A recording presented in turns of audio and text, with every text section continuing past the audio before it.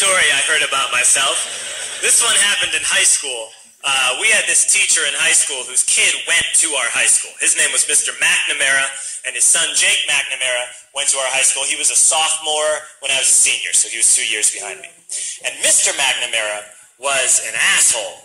And one weekend, he and his wife decided to leave town, which you should never do if you're an asshole. And Jake McNamara decided to throw a party at the teacher's house. Hooray!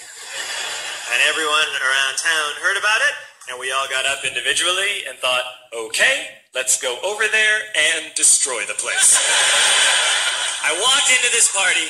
Everyone I had ever met was there, and everyone was drinking like it was the end of the world. People were drinking like it was the Civil War and a doctor was coming to saw our legs off. It was totally unsupervised. We were like dogs without horses. We were running wild.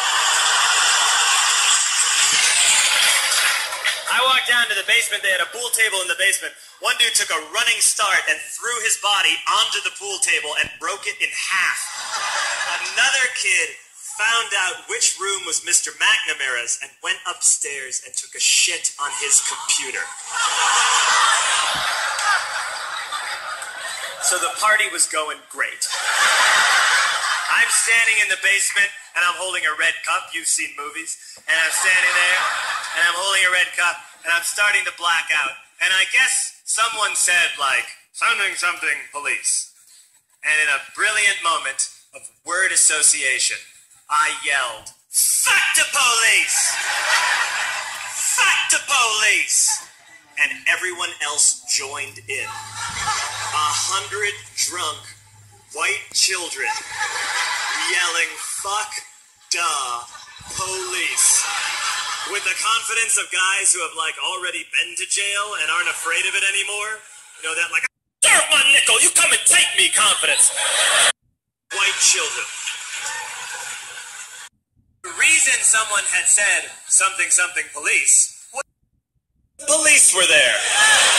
So a Chicago police officer walked down the stairs and got to the bottom in the basement and looked out over a sea of drunk toddlers yelling, fuck the police, in his face.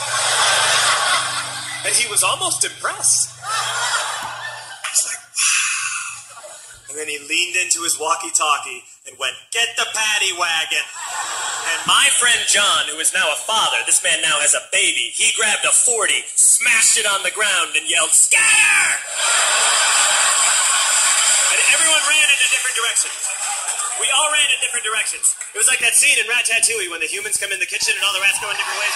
We all ran in different directions. I ran into the laundry room and I jumped up on the washing machine and I crawled out through a window into the backyard, and now I'm running through the backyard and there was this big chain link fence and I thought, I've never climbed a fence that high before. And then I woke up at home.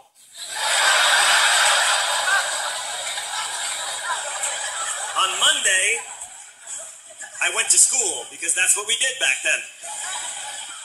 And I'm walking into the school building, and who do I see but Jake McNamara? And he says to me, hey, were you at my party on Saturday? And I said, no. You know, like a liar. And he said, things got really out of hand. Someone broke the pool table. Someone took a shit on my dad's computer. But the worst thing, he says, the worst thing is that someone stole these old antique photos of my grandmother, and my parents are freaking out about it. And I had that thought that only blackout drunks and Steve Urkel can have.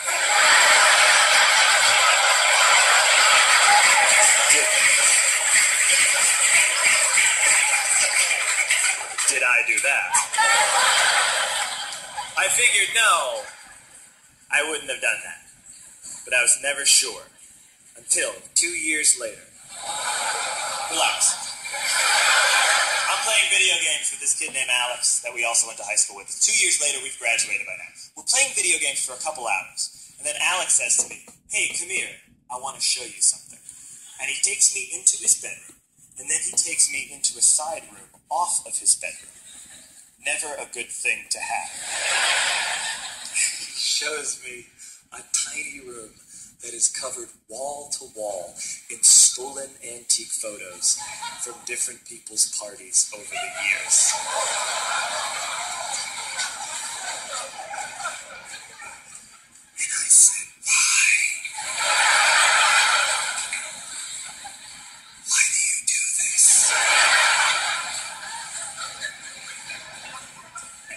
said, because it's the one thing you can't replace.